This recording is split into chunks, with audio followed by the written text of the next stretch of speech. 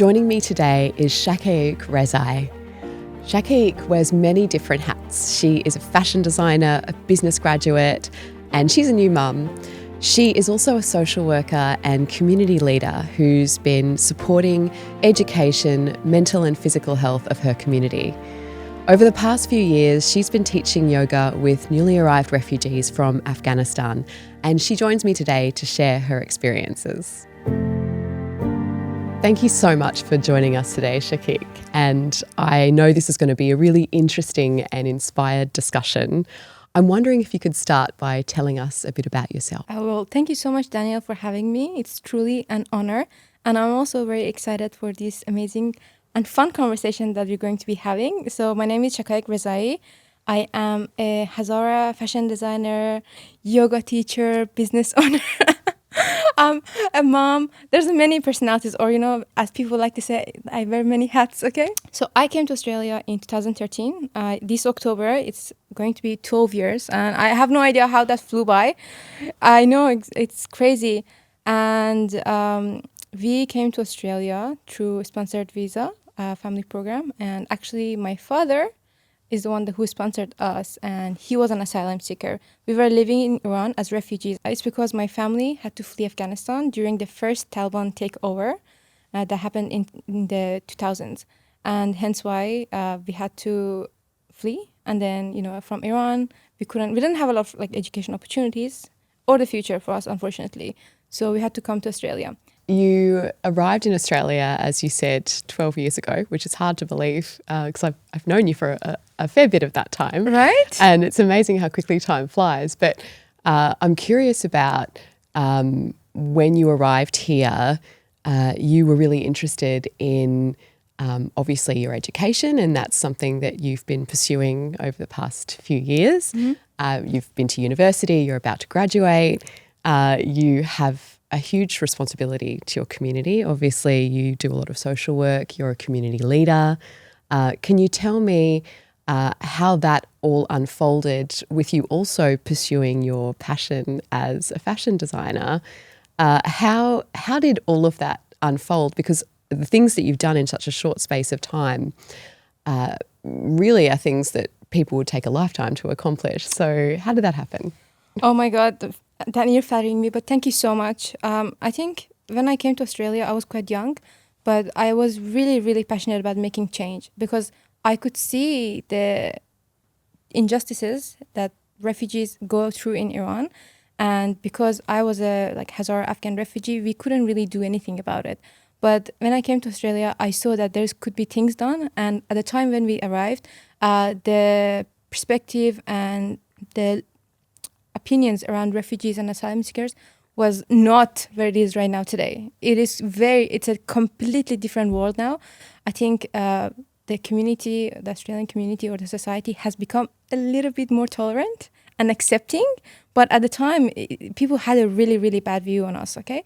And I was really passionate about changing that, okay? I wanted to advocate what is the reason people come to Australia? What is the reason that the land is so unsafe that they decide to get on a fishing boat, literally, so they can have a really, really dangerous journey in the ocean to get to a safe place.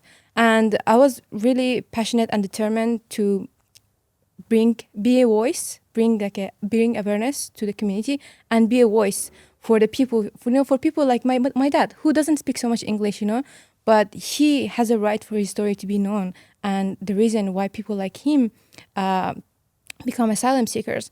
So I think from being in that space, I was really involved in the community. I was doing a lot of volunteering, and I think I kind of realized I have a voice and I can speak and I can advocate. So it just took me to my career, which was becoming a social worker. I was a women's support worker as well. And from there, I could see I was really involved in the community, and I could see that people had a lot of issues. And when I'm saying people, I'm specifically speaking about women, okay? So there was a lot of mental health issues that the women had. People had bright careers in, Afghanistan and Iran, and especially women. They were doing housework, not housework, sorry. They had home businesses, okay?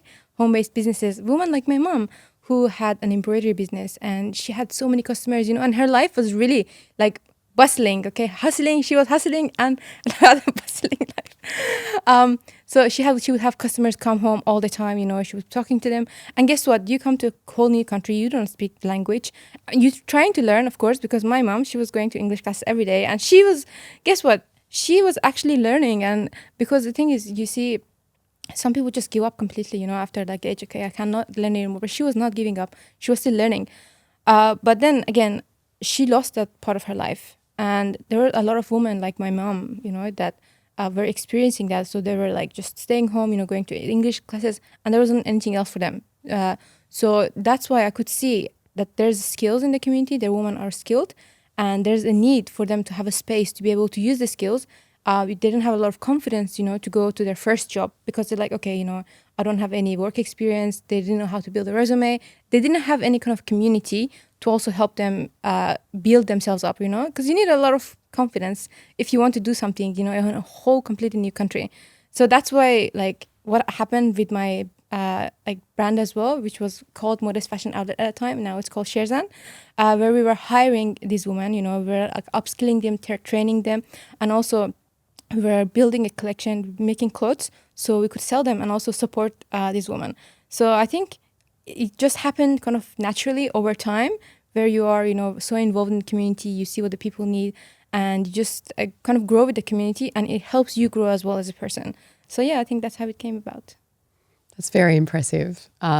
Before, I want to talk a little bit more about some of the issues that you raised, but before we move on, you mentioned the term Hazara. Yes. For people who aren't familiar with Afghanistan and might not have heard that term before, would you be able to explain a little bit more? Yes, of course. Thank you. And actually, that's really an amazing question, because when people think of Afghanistan, they only, for example, when people think of Australia, they only think of Australia, just Australians, right? But then they don't know that we have a lot of, they might know, but there's a lot of different groups in Australia as well. Same as in Afghanistan. There's many ethnic groups, and the country is made of multiple ethnic groups. So there's the Pashtuns, we have the Hazaras, they have Tajik, Uzbeks, Turkmen, okay, and there's also smaller ones. But then these are the main ones. Our group is unfortunately quite persecuted, and it's for two reasons. For us, two reasons. One, for us being Hazaras, just our ethnic background, and second one, because some Hazaras practice a different sect of Islam, which is different to the rest of the country, but it's both Islam, okay? However, because of this persecution, there's actually been a genocide going on for like the past 100 years. And there was a time that 60% of the Hazara population, 60% of the Hazara population were annihilated, okay? They were completely killed. And that is one of the other reasons that a lot of the Hazaras became refugees in Iran and Pakistan during the first Taliban takeover, because people were really, really afraid for their lives. And that's also the reason, that there's a lot of Hazaras refugees all around the world, because that threat still exists, and it's only become exasperated after the Taliban's second takeover. There's forced displacement. People are being kicked out of their ancestral homes and lands that they've been living on for hundreds of years. So yeah, that's the Hazara, I guess, atrocity. But Hazara people are very resilient people, okay? We are very, very resilient, and we are very proud of our culture.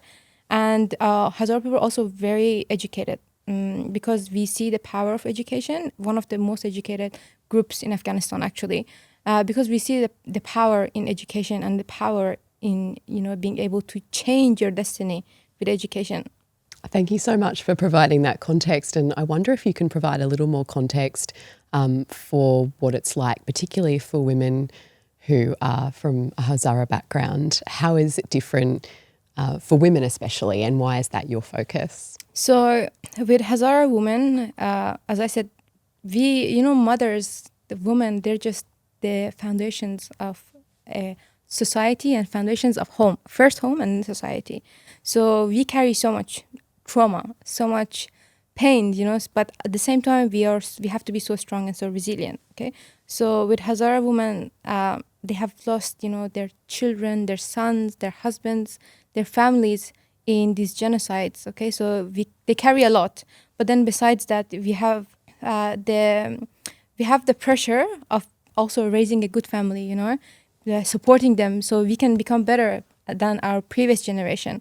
So there's definitely a lot of pressure, and I think personally, my experience, not a lot of support, but at the same time, I think we're doing the best that we can. But in Afghanistan, so my experience as a Hazara woman in Australia is very, very different to experience of a Hazara woman in Afghanistan. It's super different, okay? So I'll say that in Kabul, okay, west of Kabul is called Barchi. That's the area that Hazara people live, okay? So that area, there is a very, very strong presence of the Taliban, Amri bil Maruf. It's called the morality police, okay? There's a really, really strong presence of them in that area. And the reason is because, the Hazara women are, as I said, they're very resilient, okay? So they're not listening to all the stupid rules that Taliban is like giving them, no voice in the public, don't show your face, don't wear this, don't wear that. So they're a little bit resisting, okay? Or I'll say disobeying, okay? Or they're disobeying the Taliban rules. And that's why there's like such a strong presence, for the Hazara women to police them, what they're wearing, how they're interacting with the shop owners, like literally their existence. It's very, very much policed.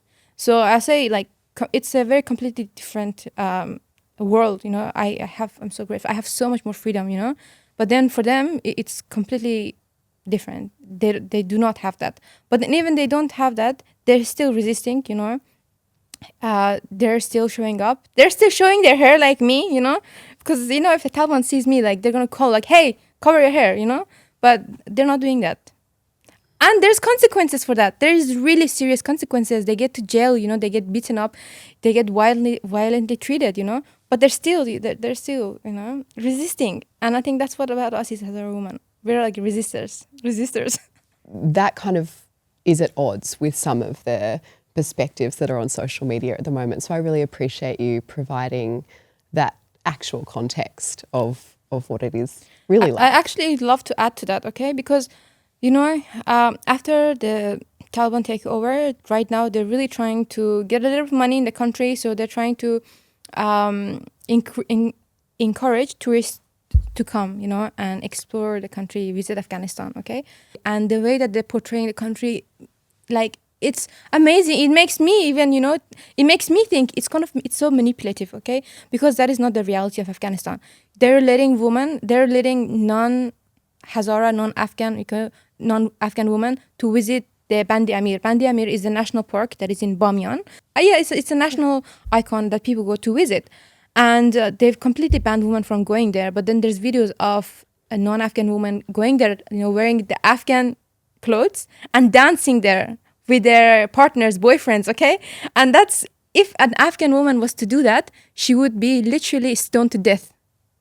She would be stoned to death. They would not tolerate that, okay? But then it's completely okay for a non-Afghan woman to go and do that. Or women of Afghanistan, they're required to go outside with a man, There's very, very strict policies placed for women. It's atrocious, it's crazy, but it's really real. That is the reality of the woman of Afghanistan. But then a non-Afghan woman, she is waived away from those like rules, and and they show that on social media. These influencers, it's quite damaging because people are like, well, yeah, it looks like it's really normal. It looks like women have a lot of rights there, but that's not the reality. That's not the reality of the women that live there. I actually visited. I was there quite a while ago because I was doing some community work, and I was like also charity work. It's so crazy because I was also there 2 years ago in 2023. I also was there, and this year we went back again. The amount of restrictions that have been imposed on women is crazy. It's worse than 2 years ago, because 2 years ago I remember I went to Bamyan and I visited the Buddha, and I was even like, I was at the rooftop and I was practicing some yoga, and I had the like serene like kind of feeling, but I cannot do that. I could not do that this year. Okay, like it was not worth going to Bamyan anymore if you cannot go to Bandi Amir, right? And the fact that for women it's super restrict now, the morality police, there's so many more of them now.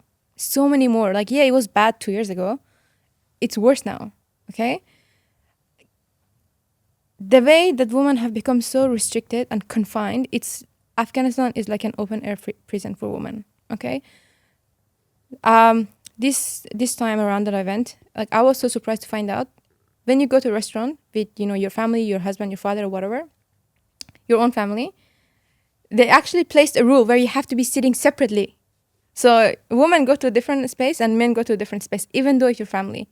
Before this, they were like, okay, at least families can sit together. They would make all the like single men, like sit separately, and they would have like a family and women section. And now even the family section is separated.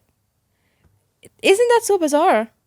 Women, let me tell you how much restriction women in Afghanistan have.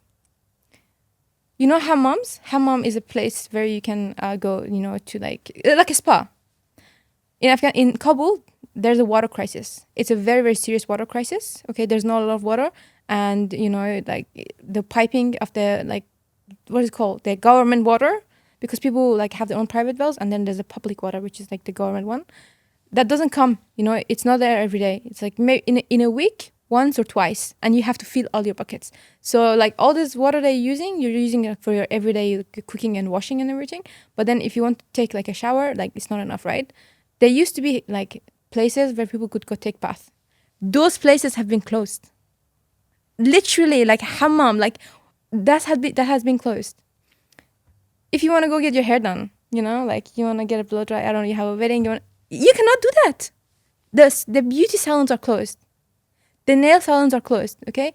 But even though there's all these like restrictions, okay? So that's what I'm saying, these influencers, they don't show the reality. Like you don't know these things, okay? That how restricted it is.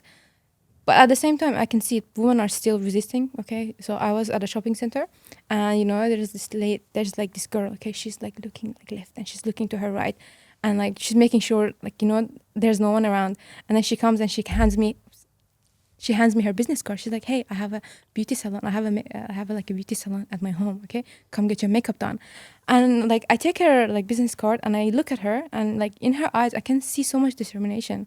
I can see so much courage, because it's not hard. She was wearing a face mask, okay, but in her eyes I still could see that expression of courage and her determination that she was not gonna give up. Okay, so seeing that it was just so inspiring. So that's why I want to say, the things you see on social media is so different to the things that are there in reality.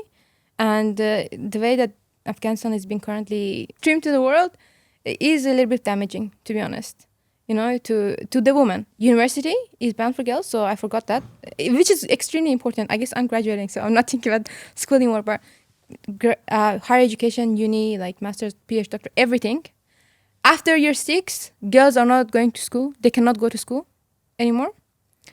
And worse than that, like, not worse than that, I guess, it's sad part of that is like a lot of like the young girls, in year 5, year 6, they're deliberately failing their school exams, because they're like, I want to come back to school, because what are you going to do at home?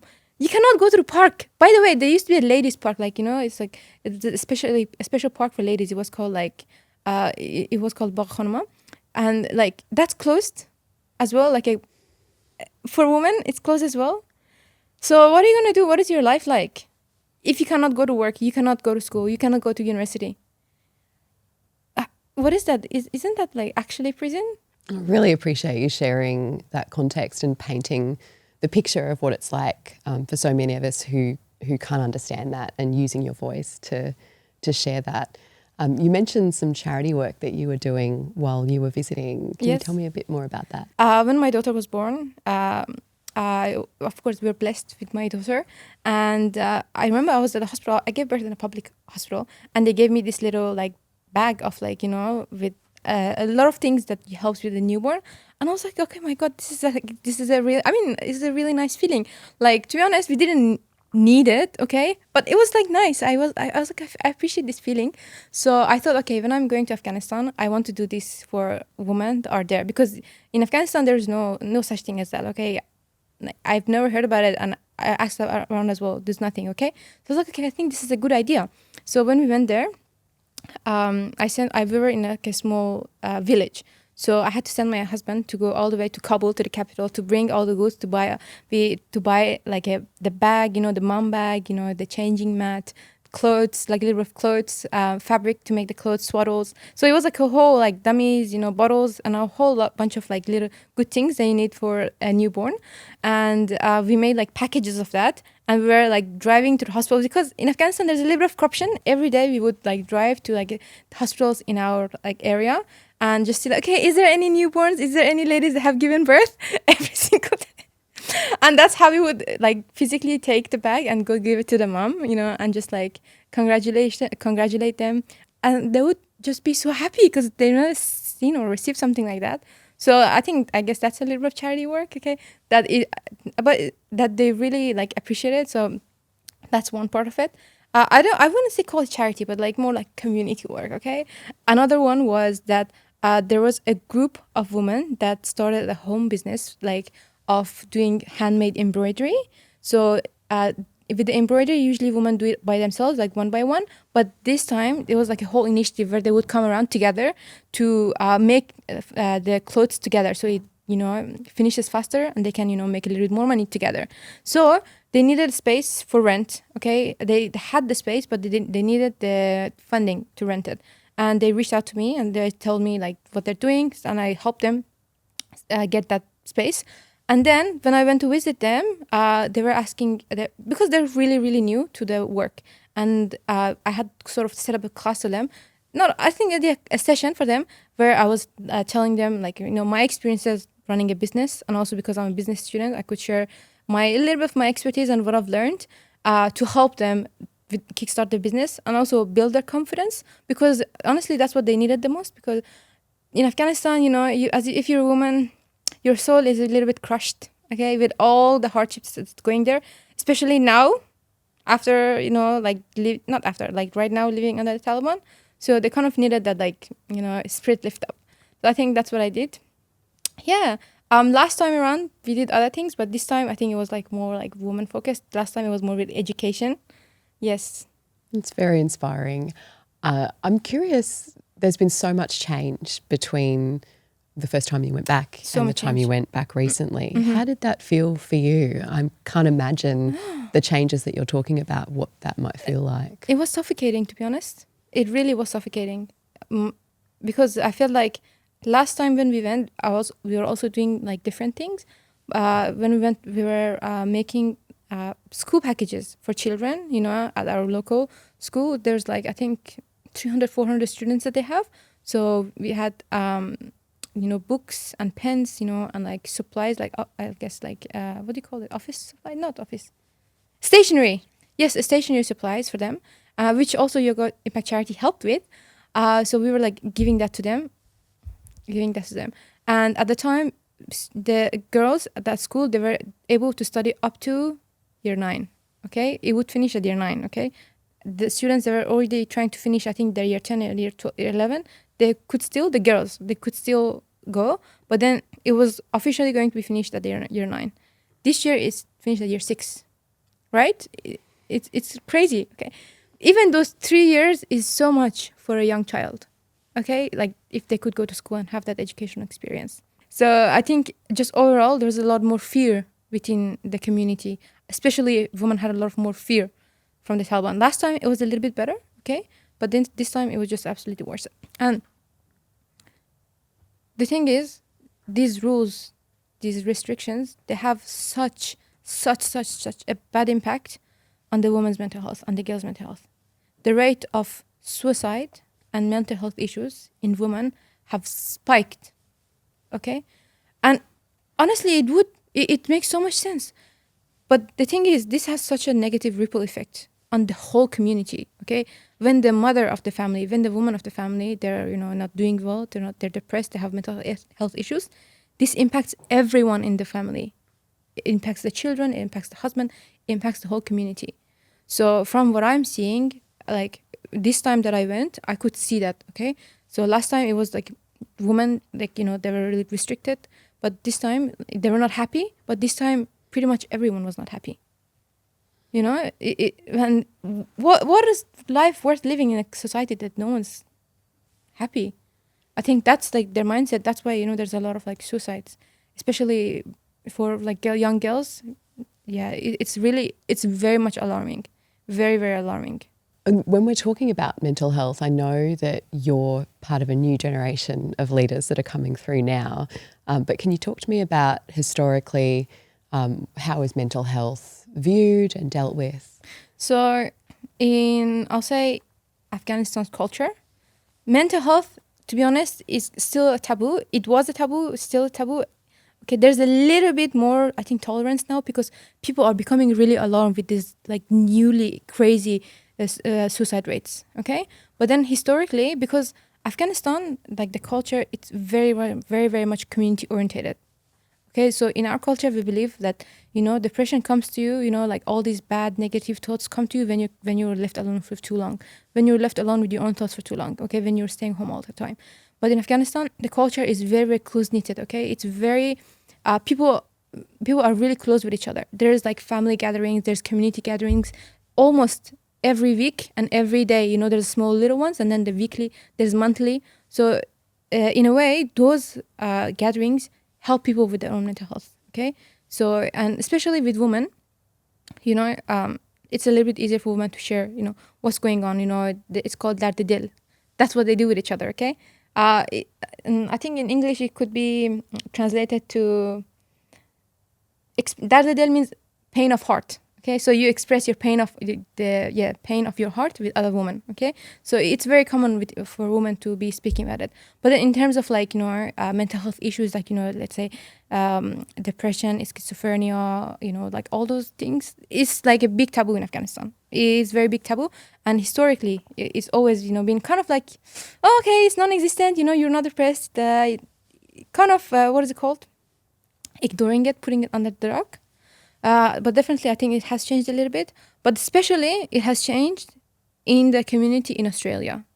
So, like, Hazaras and Afghans in Australia, they take mental health very, very, very seriously. Now, it's very much changed to, like, when I came to Australia first, when I was, like, 2013, I remember, still, very much taboo.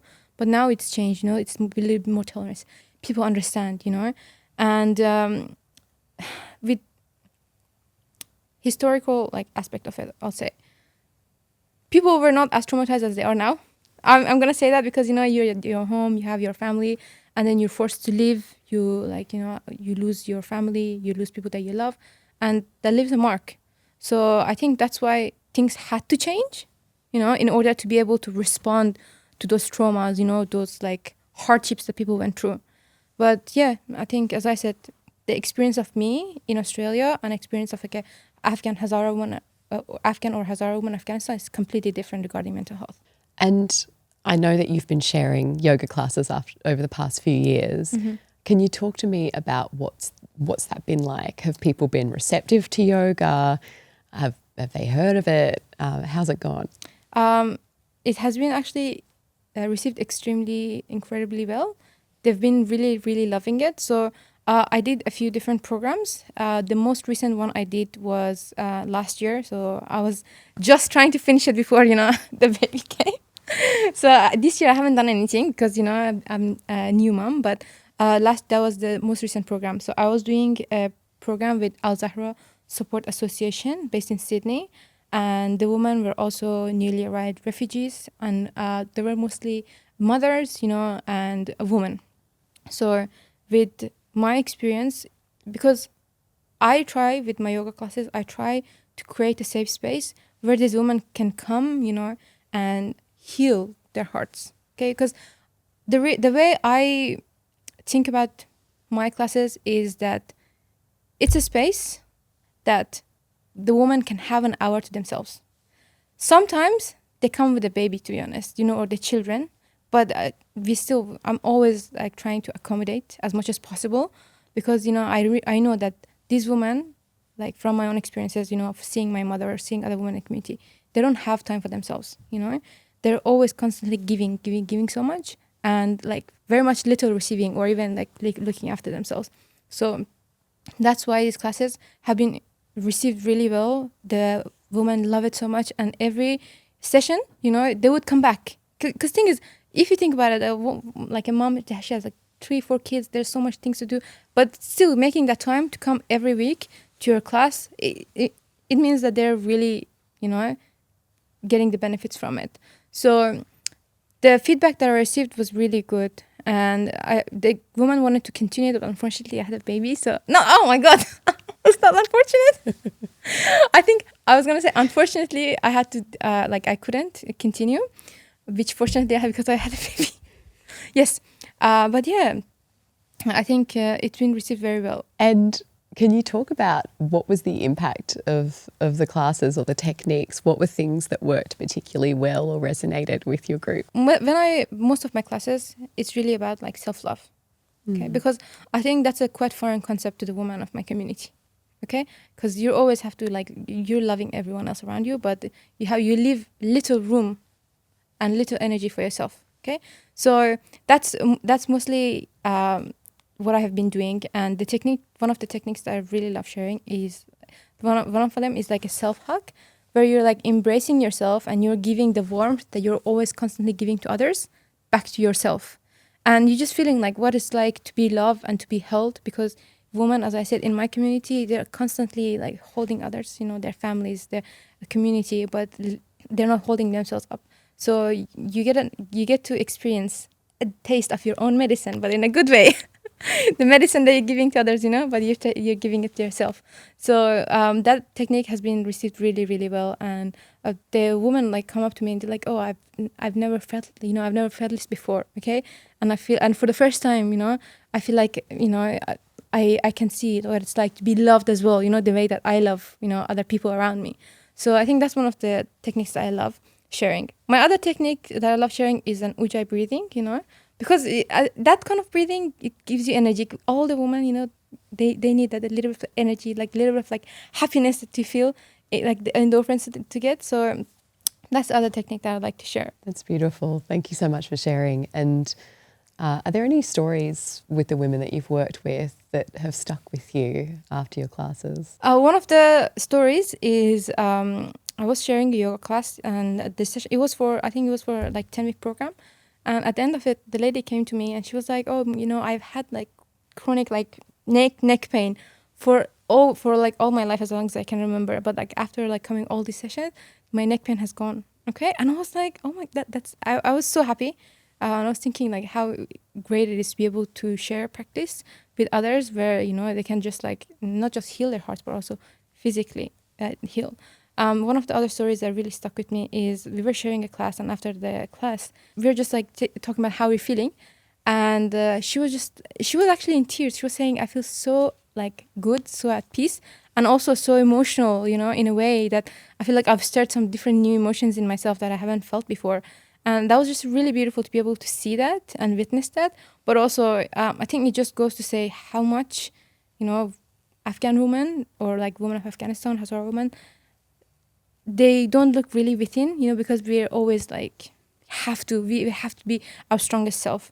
We have to be our, best self for everyone around us, but never be our vulnerable self.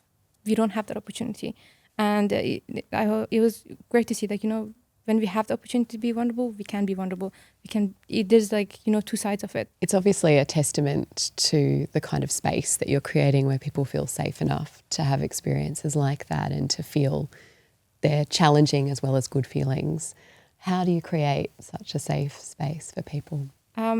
So in terms of creating a safe space, I'm kind of an imaginative person. So whenever we're doing, mindfulness, or we're doing breath work and we're being quiet, this is what I always tell. I tell the participants to, when you're closing your eyes and watching the space, and secondly, you can imagine you have a big, beautiful bubble around you, and the bubble is protecting you. So that bubble, you imagine in your mind, that bubble is your little protection. Of course, I'm here watching, but the bubble is also your protection. So you're protecting your energy, you're protecting yourself, you're protecting your peace, and everything that's going within you is in that bubble. So you're safe in there. And I think I've received a lot of positive feedback that they really love that kind of what's called that kind of analogy, imagination. Okay, so it helps them feel a little bit more safer. So that's one of the techniques. I also make sure to tell them, it's okay if you want to open your eyes, or you want to close your eyes. Just do what feels right for you. Okay. When I used to do like yoga classes in high school, I remember we had like it was not like that. It was like do this or do or like do that. Okay. It was you're not given an option. But in my classes, I do my best to give the participants as much option as they can have, so they feel empowered.